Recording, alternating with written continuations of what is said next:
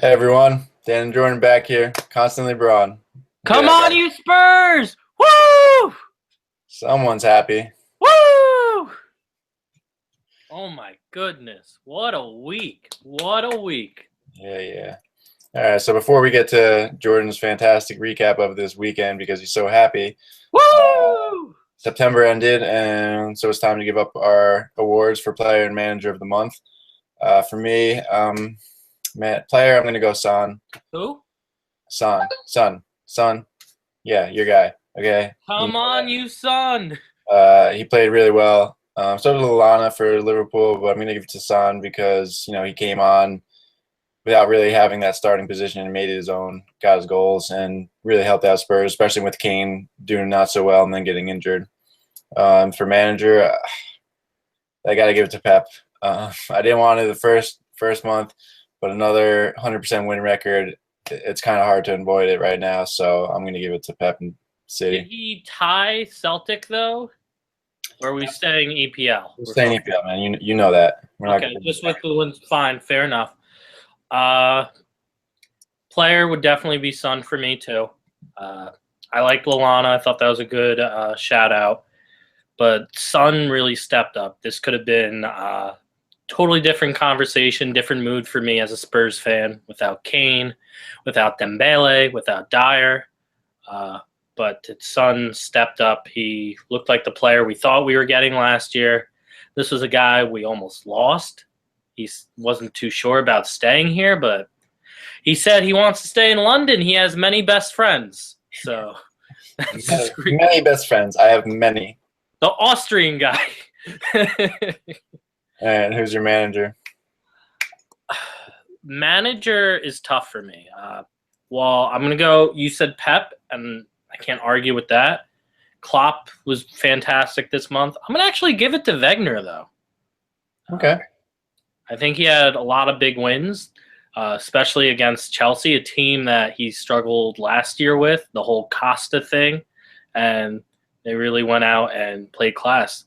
Sanchez is thriving up top. Walcott has figured out that in order to be good, he has to work hard. Still can't believe that, man. If I was that guy's manager and he's told me, "Oh, I'm going to start working hard," I'm going to be like, "All right, what team do you want to go to? Because you're not staying here. You haven't worked hard this whole time. Is that really what you're saying right now? Like, come on, man. You're Coach, professional." I realize I don't want to be a striker anymore, and now I'm going to work hard. Okay, well, Oof, but he's playing really well. And the defense looks extremely solid. Mustafi turned out to be a fantastic signing. Koscielny's playing well, scoring goals. They look solid. yeah, they do. All right, so that does it for September. Let's get the first weekend of October started. Let's before we get to the big match, let's just run over this United game. Do you want to go over this United game? Yeah, as quickly as possible. They hosted Stoke, same lineup as Leicester, which, I mean, it's the right call. They won Europa midweek, and they switched that up a little bit there. They kept the same front four, which is good. He wants to get some continuity there. Martial was back, but he's stuck with Lingard, which, I mean, he's not good enough for you. No, he's not, but I can see why. They played really well against Leicester. There was really no need to change it. So, good for him with sticking with that. But at the same point, I mean, they didn't play that bad. Zlatan should have put him up early. Pogba should have missed two. Best game of the season. Best game. I mean, overall, it might have been. Leicester was only a half. At least they played, throughout this one the whole time. Just no one's putting their chances away, which is why I'm wearing my Van Persie jersey, because he just got voted the best Premier League goal. And he's a clinical finisher, and that's kind of what we were missing, actually. Someone who's ruthless and just deadly with their chances. But with Martial coming on, Martial did his part. It comes on with 20 minutes left. He always does, though. He did last year. But he's had a rough start to the year, so it was good to see him get that goal. And it was really well taken. That was a beautiful goal. Beautiful. Speaking about that goal, how lucky is Rooney?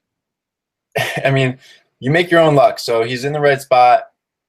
and he gets the assist, whatever, if they gave it to him or not. He got the assist by losing the ball. Well, they got the goal, and that's all that matters for that point. But then, I mean, giving up that goal was kind of, I mean, it's hard to kind of hate on De Gea here, but I think he could have done better with it. And then him and both defenders go try to get the rebound and leave the goal wide open. You know, it was just a simple tap in for Allen. Yeah, he could have knocked it out of bounds or caught it. I don't know. Or, I mean, at least one of them's got to cover too. Not all three of you going for the same ball. So it was 2 points lost. Definitely disappointing, especially heading into the break and after a good run of, 3 games in a row, 2 in the league, getting some wins back. That is the first point Stoke has ever scored at United. I know. The first point they got from the EPL. Also, don't want to start a controversy with you, but Mourinho has less points in his first 7 games than Van Gaal did. That means nothing, and you know it. That means nothing? It means nothing. How does that mean nothing? Because if Van Gaal had whatever points, however many more, it doesn't matter if the first place was, 6 points ahead of them. It's all relative. Not to mention, Van Gaal also got 0 points in December, which I don't see anything happening. True, okay. But I'm just saying, this is Manchester United. Pep, when he went to City, hasn't lost a game in August. Again, you're comparing things that at this moment don't really matter. That you're going to make a big deal of it. Media is going to make a big deal of it. But, I mean, first of all, United are notoriously slow starters. Go look under Ferguson. He was never blazing out of the gates. They picked up steam going ahead, and Pep, as much as he has done a lot with that team, the team themselves were always going to do good. Look at those players.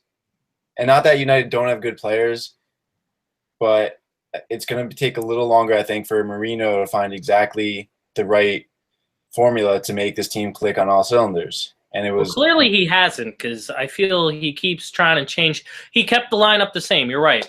But then it wasn't working, and he tried to change, and he's probably going to change it next week. But Martial starting, and it worked. So his subs were right. But they're now going to start. He still doesn't have his starting formation down pat. I mean, he's getting there, but I mean, it's definitely 2 points dropped, and definitely frustrating because with the game after theirs, they could have picked up some points on the leaders. And now, instead of 3 points back, they're 5. Still a long way to go, though. So, I mean, with the performance itself was pretty good. So, we're kind of holding on to that and using that as the step forward. Zlatan needs to score. He's doing everything but finish it. He just needs to get a goal, and I think he'll start scoring again. Yeah, he'll get there. I mean, tough run schedule coming up, but definitely enough for Zlatan to show up. All right. Well, then the game after that on Sunday was probably the best game. I'm going to be biased, but it was the best game I've seen of the season so far. Biggest game of the weekend. Unbelievable. When Tottenham started that game, they did an interesting formation I thought it was going to be Ali and Wanyama, 2 holding midfielders, but it was the 4-1-4-1, similar to what Pep has been doing at City. And they had Son up top, which I was a little nervous about because I thought Jensen's been playing well. He's doing everything but score. I know he's had some chances he really should have scored, but Son, they rode with him, and he was fantastic. The entire team was fantastic, and that's what I really want to focus on is the team won the game. Everyone played fantastic, but it wasn't like one guy stole the show, and that's how – it's not like when you watch West Ham where the entire team plays like garbage and then Payet does something incredible to, like, get a tie or score a goal. This was – the entire team was pressing. They had that front 4 of Son, Eriksen pressing, Ali making runs, Sissoko using his strength. Was the Sissoko we wanted to get. This was France Sissoko, playing tough with intensity, using that physicality. And I mean, we've talked about this before. That's how you're going to beat City. That's how you're going to beat Tottenham and Liverpool. The teams that press and teams that play out of everywhere. You got to press them back. and Tottenham just out energied City. I agree with you. That's how you're going to beat Liverpool. That's going to get that back four, which I'm still not convinced. You have Milner, who's still playing left back, who some say is the greatest left back all of a sudden. Klein the other day said, it's ridiculous. I've been training my entire life to play right back, and he just slots in, and he's incredible. But he'll get found out against a team that presses like that. Just like this, we were saying, I was not convinced by City's defense, and I was correct. That press was fantastic. What's different about Tottenham, though, is let's say they press. Let's say, and this is what they did. They pressed. They sent the top four out. Now you have a fantastic defense in the back, a fantastic goalie. Some of the saves Lloris made were huge. That one where he got lucky, it hit the bar, but that's what you do. You move the ball away so it hits the bar or something, the post, and it gets out. That was incredible. Wanyama was the man of the match. You have a guy like that bossing the midfield. He was a monster. Dude is a beast. When he's on form, man, he's... Oh, my goodness. Really. And what helps him on a team like this is then you can put in, and the substitutions that Pochettino made, he coached a perfect game. That was a perfect game. The formation, everything worked. Having Rose back was huge, but able to put in Dyer when you're up 2-0. Yes. And the subs coming in were just perfect to kill off that game. And I mean, Tottenham literally ran circles around City, and they had no idea what to do and how to respond at all. I think Pep is kind of this. I don't ever remember seeing Pep in a situation like this where tie to Celtic, lose to Spurs. Now he plays Barcelona next. Yeah, it's a tricky spot for them now too, and see how they respond, because Pep's not one to really change his tactics, change his belief in how they should play. So it's going to be interesting to see if now that they've really been shown how to be beaten, if they're going to still stick with that or have some other options when they come up against someone like that. I hate to say one player is the difference maker for a team, and I've been saying Tottenham, that was a team effort, and it really was. They still have Dembele out, Kane out, and look at what they did. But when I look at City without De Bruyne, they look very average.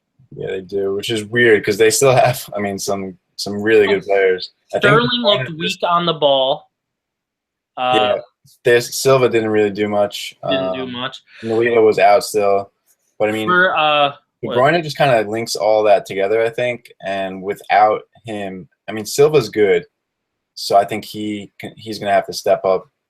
But, yeah, they looked average at best. And that was a great win for Tottenham. And what's interesting is that that's a game, and this is where I know you've said, maybe not on here, but in private with me, just talking, is that Pep is, you find, very cocky and very stubborn. And I think this could have been a game, the way Tottenham played, that a Yaya Toure would have been good. Yeah, someone of his kind of stature, his size, would have helped a lot. Because the midfield duo of Fernandinho and Fernando, yeah, they were horrible. They did nothing, and I've never thought they were anything special. Me neither, but they were. Who was the one? I always get them confused. Who was the one who was being that holding midfielder for City? Both of them, I think. Were they switching off? They're one person to me. They have two. Yeah, I think they're the same person. But they were playing well, but this game they were horrible. They couldn't keep up with the Spurs press. They couldn't make tackles. They were getting beat. They couldn't link up plays offensively. I don't know what they were doing. Gundogan looked better, but I think having a Tory-type player would have helped. But possibly, yeah. But they just couldn't match Tottenham for intensity, for energy, really for anything. So it was well-deserved for Spurs. No doubt. Spurs fans, if you were wondering, should we have title hopes and we have all these other teams making big moves and stuff? Yes, we should. We can win this. It's still very early on, but believe, this is a fantastic team and it's a well-coached team. Please hope Posh stays, because I'm fearful, as all of you, that eventually he's probably going to go to Spain or maybe United, but I hope he stays. He's signing everyone to long-term deals. Fantastic manager. Yeah. So yeah, Spurs fans dream right up until the end, until you say, "Oh yeah, Arsenal, here it is, take over, buddy." Yeah, it'll be between us and Arsenal, and then it'll be a month left, and we'll be like, "Oh, it's St. Tottenham's Day coming up." Yeah. All right. Well, it was good for City, or good for Tottenham this weekend. Not so good for United. Jordan's win continued with predictions. He had 6 right. I had 5, and the pundit had 4. So Jordan finally gets his first win against me. Yay! And we yet again beat the pundit. So I mean, if you want some real insight, you should come here. I know we don't go over like bets, and I don't want to. This isn't the point of this channel. But the pundit said that he picked City to beat Spurs, and that was an easy money game, meaning that clearly City's going to win. Not even close. How is that possible? You're having the number 2 team play the number 1 team at White Hart Lane, a high-press team. That's not easy money. Yeah, even if like Spurs were coming off like a bad run of form and City were, like they were coming off a 100% record, it's still not ever going to be an easy game. You know how many goals Spurs have given up in open play? 1. Wrong. 0. 0? 0. Long season, buddy. Don't worry. I know, but I'm just saying, how can you say it's going to be an easy game when you're playing a team that hasn't given up an open goal? Oh, all the pundits and media love City so much. Ridiculous. All right, so it's another win for us. Let's look ahead to game week 8 and see if we can win again. After the international break, so no games coming up this weekend. So it's for the next weekend. Start with the big one, the Monday night game, which I'm still really pissed about because I won't be able to watch it live. It's not fair, man. Stop doing the Monday night and Friday night. Just let me watch the weekend. You need what's her name to start singing Monday night. No, I don't need her. I need soccer on the weekends and not during the week when I'm at work, which I'll watch anyway because I care. Anyway, so it's United at Liverpool. Huge rivalry, probably still the biggest in English football right now. Liverpool have gotten a little streak together. They've, oddly enough, got some consistency. They look a little better defensively, not because of James Milner, just as a team, they look better defensively. Pundits, stop being on the Milner train. Just stop. Get off that. They still look pretty threatening going forward, as always. They have some really good attackers, and that's without Sturridge starting. That's ridiculous. Yeah, I still don't understand that. He's going to leave soon. I could feel that coming. But I think it's going to be a tough game for United. Obviously. Oh, my God. I just thought, Dan, what if he goes to Arsenal? Oh, no. Oh, yeah. Let's not think about that. Let's get back to the game. Let's get back on track. Fit perfectly there. I think it's going to be a tough game. I think the battle of the midfield is going to be what determines who wins this game. I think Pogba and Herrera are going to still get the start, but I see Mourinho possibly dropping in Mata and bringing in maybe Carrick, someone comfortable on the ball, someone who could, start attacks real well and maybe push Pogba up a little bit. Really him and Fellaini or Mata or Rooney, 2 of them being on the field really at the same time, unless Mata comes in or Rooney comes in to change the game or unlock something. I'd love to see Mourinho make a really bold call here and go with Rashford up top and, Martial maybe and Mkhitaryan if he's back completely, or Lingard on the wings, give some speed because Liverpool are going to press, and one of the ways to beat that is just quick counterattacks. So he's Zlatan? What? No Zlatan? I think he's not going to do that. I think Zlatan will start, and but United is Zlatan. Zlatan is United.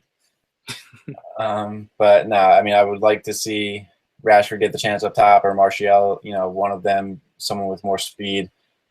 But I don't see him dropping him. And to be fair, I guess he doesn't. He's still playing, working hard, and playing well. So I guess he doesn't really deserve to be dropped yet. But it could be another chance for Mourinho to make a big call. I agree with you. I especially think and I know you're all on the Milner train, pundits, get off it. With James Milner at left back, you need the speed to challenge him. You need someone like a Rashford or a Martial running at him. Yeah, he's definitely. I think this could be the great game that's ripe for anyone to take him, out of that left back conversation. Some speed, some creativity, and just run around him really. So what's your score before I go into mine? I think United are going to win 2-1. I think Liverpool shouldn't have this consistency, so there's got to be that inconsistent form somewhere. And I think this is the game against their big rivals. I think they get a little emotional here, and Mourinho finds a way to win 2-1 here. Okay. So I agree with you. You definitely need speed. You're going to need pace on this game, especially to cope with the high press that Liverpool is going to do. You need physicality. This is a game I think Pogba could shine in. This could be the game where you guys go, oh, he's worth it. The only thing is Pogba has a history of disappearing in a game like this, but I hope this is a game he could shine. I hope Mourinho does not, for United's sake, does not put Carrick and Rooney or like Fellaini and Rooney on the field to start. I think that would be disaster. I think, like we said, you need the pace, you need creativity, you need a Herrera who's been playing tremendously, even against Stoke. He's been great. He got called up to Spain, completely deserved it. So happy for him. Player I really like. I know, Dan, you like him a lot more than I do, but he's a fantastic player. At the same time, though, I think the Liverpool midfield, and I'm putting Firmino in that category. I know he plays up top, but when I see him play, he drops back a lot. He'll make runs too, but he more links up play than is really up top. I think that midfield could give the defense a run for its money, especially Blind is starting and not Shaw. I think that could be a problem. I think Mane could give United hell. I know Sterling didn't play well, and that's a similar type of player, pacey on the wing.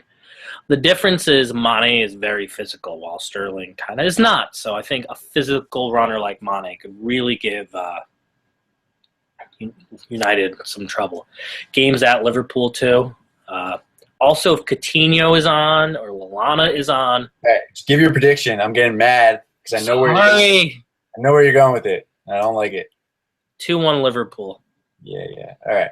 So screw you first. And then second, let's go to Tottenham at West Brom. West Brom really good and organized at home. I think it'll definitely be a difficult game. I agree. I want to say I hate you and say 0-0 or 1-1, but I'm gonna go 1-0 Spurs. They're coming off that big win against City, and without that extra week, usually sometimes there's that drop off an emotional game. But since they have that extra week, I think they don't suffer that, and I think they get another win here. Plus, they're playing Bayern Leverkusen before in Champions League. Talking about EPL here, right? But they have an extra game. It's not just going from the City game to the West Brom game. It's you have another game which could change a lot. So Tottenham at West Brom, I agree. West Brom is very good at home defensively.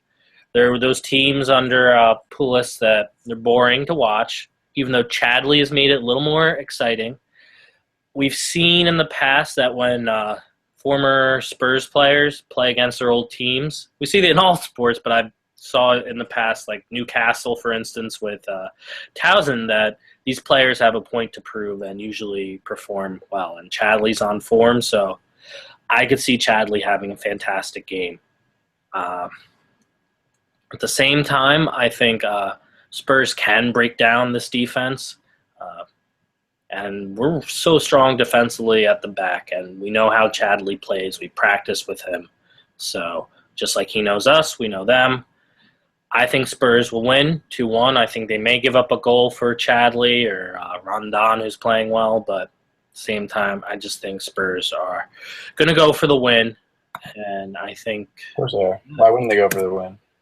Well, this is a game that maybe they feel they're away. They're playing a good team defensively. That This isn't MLS. We don't. No teams want to just tie away. I don't know. I think West Brom, sometimes the way they play, they look for a tie every game.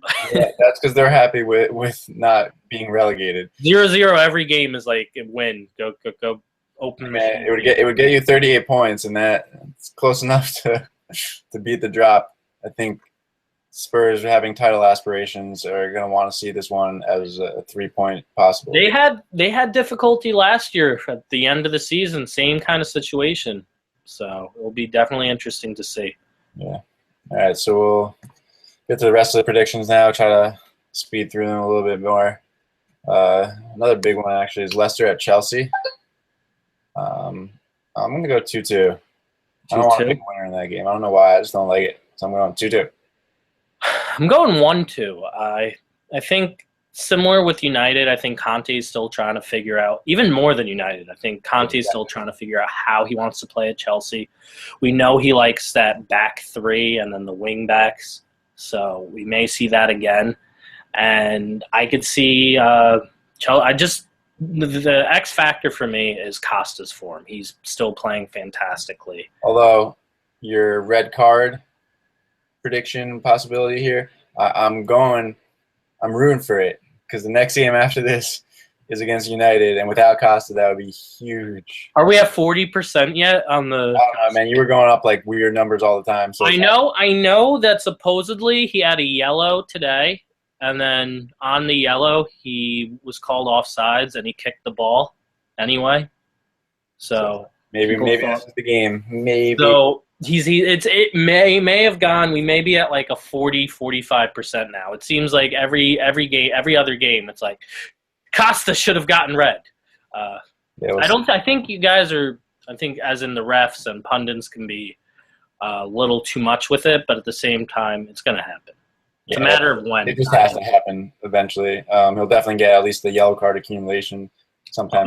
That's easy money. Swansea at Arsenal. I'm going 2-1 to the Arsenal. Playing too well right now. Me too. Swansea just got our U.S. manager here, Bob Bradley. Woo!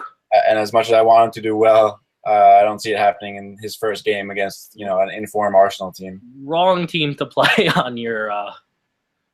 And also, Swansea's I just don't think they're that good. Yeah, I don't know, man. They're up and down. They can play well, but they mostly don't. Their defense is bad. I'll be honest. Their defense is bad. I don't see quality there. 2-1. Okay. Sunderland at Stoke.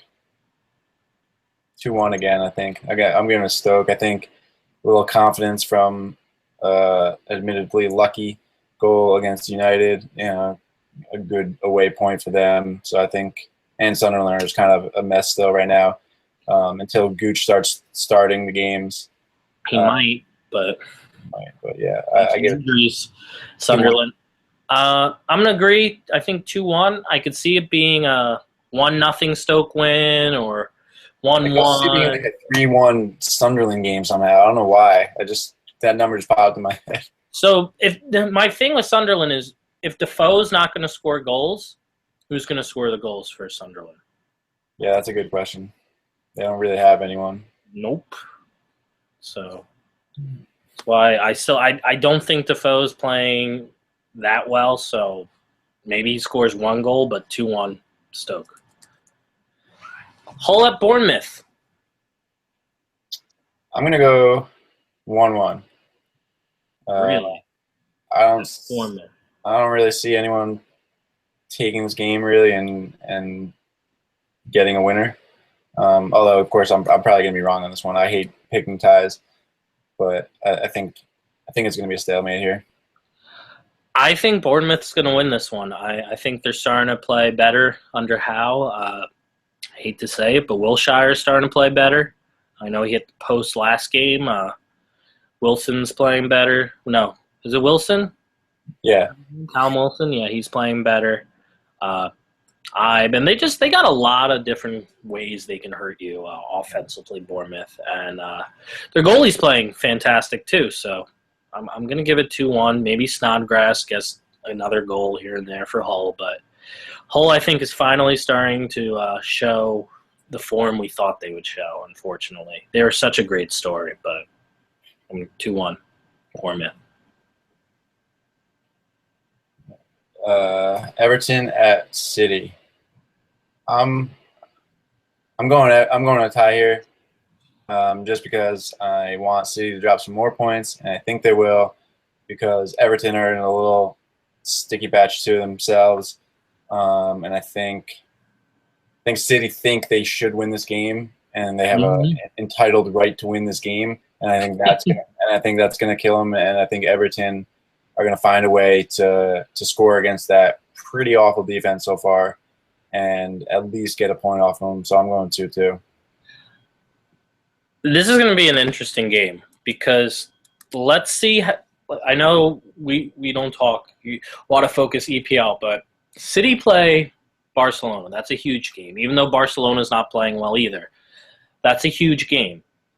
If City don't get points there, then this could be huge for Pep. A situation Pep has never really seen, and where this early in his season where it's a must-win for him. Everton, I think Koeman's going to really play well. He's a great coach. He's going to have Everton organized. Their defense is good, just like Spurs have a good defense. The difference is Everton's hit and miss offensively. If Lukaku's on form, they're going to score a lot. But if he's not getting that much help and his touch is failing him, which happens a lot. Oh no, this is a game that City could really try to bounce back after some tough games, or if they do well in Barcelona, they can build upon that. Gondwan, what's his name? I always say it wrong. You're right. That sounds right to me. Gondwan. I think he's going to have more fitness where he can play a full match, and that I think will help City. I've been impressed with him. Everyone's in love with Sané, even though he played for 10 minutes. They thought he was the greatest thing. I didn't see really anything, but I mean, he's young. He's supposed to be a fantastic talent. Maybe he does something, but I think City win 2-1. Okay. West Ham at Crystal Palace. Going 2-1. I'm keeping for Crystal Palace. I'm keeping West Ham in their horrible run going. Giving Crystal Palace the win. They've been playing well and scoring goals too. So They have, and if Dan's back, that will help Crystal Palace tremendously. And I think he might be. I don't know if he'll start. I don't know his health, but that will be interesting to monitor. Benteke is playing fantastic for Crystal Palace because he's on a team that like to just, supply him, make him be a target guy, and play him the way he should be, making runs, running at defenders, scoring from the box.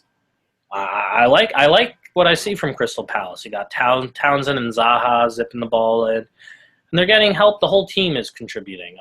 I would say 2-0, but I think Payet's going to score some crazy goal or do some crazy assists. So 2-1 again. I agree with you.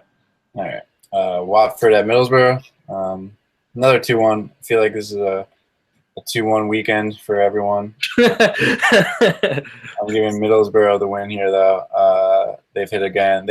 One of the teams that started off well, hit a little bit of a rough patch.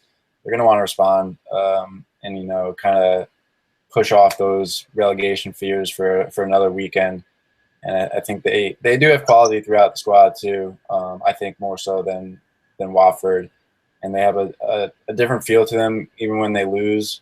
So I'm going to give them a 2-1 win. When I saw Middlesbrough play Tottenham Hotspur, I was impressed with Middlesbrough. I thought they played well, especially at the end when they took Negredo out. I thought they were playing aggressively. If that game went like another 10, 15 minutes longer, it could have been a 2-2 draw. Same time, though, I just feel Middlesbrough and Watford right now are kind of very similar teams. They both have talent. They both kind of, when they started and even this year, just got a lot of players from different teams, different leagues, kind of all there. So there's talent on both teams. It's just both teams sometimes don't really play as much of a team. I can see it being a 1-1 draw. And last one, Burnley at Southampton. I'm going to go away from my 2-1 games here, and I'm giving it straight 2-0 to Southampton. Defense looking really good. They tied last time out, so they're going to want to get some goals here. And I think against Burnley, I think it's a great chance for them to notch another win. Yeah, Southampton's good defensive team, and I think Austin scores at least one. I have it 1-0. I wouldn't be surprised if it's like you 2-0 or 3-0. I think Austin's going to keep scoring. Good for him. So that's it for the predictions. Again, with the international break, injuries and things like that may kind of switch up our predictions, but you're going to have to trust us. We're going to keep each other honest if either of us change our predictions. Dan. We'll let each other know. And Dan. All right. Lastly, we'll do some fantasy. We kind of run a little long. Dan, how are you doing in fantasy? I don't want to talk about it. I hate fantasy. I started off really well. I think I won like the first week by a lot, and then I was still in first in the second week, and then I've lost by a lot every single week since. So I don't care anymore. You can do whatever you want. I'm done. Someone sounds a little sore loser. I'm not a little bit like a sore loser. Very quick fantasy. I'm going to look at first both North London teams, so Arsenal and Tottenham. While they are more expensive, especially their defenses, they are playing well. They have decent schedules. Mainly Arsenal has a better schedule than Tottenham, but both have some very winnable games for them. Defenses, they're making assists, they're scoring goals. You have Alderweireld who can score goals, who hasn't yet, but he can. We see him last year, dangerous with set pieces. Tottenham also take the most corners in the league, so he's bound to start scoring from them. Koscielny's still scoring. I'd lay off. I think that's going to stop. But at the same time, with Bellerin and Monreal, that's two quality, probably two of the best backs you got. Bellerin's bad expensive though. They are, but they're quality. Actually, all of Arsenal, they're all like 6. Spurs, I think besides Walker, maybe 6 now. But they're going to be getting you 6 points. So if you do have some money and you have a 5.5 guy and you don't know what to do, trade up for a defender. I don't like it, but do you remember a couple years ago or even last year you had defenders who were like 7? Yeah, but that was just stupid. Crazy. But now you have defenders who are 6. And if you want to kind of factor, like, change that in, the midfield for both those teams, you can get some cheap players. Son's probably more expensive now, but Son was pretty cheap. He was at 7.4. I got him at 7.5. This is a guy who right now, his form is on fire.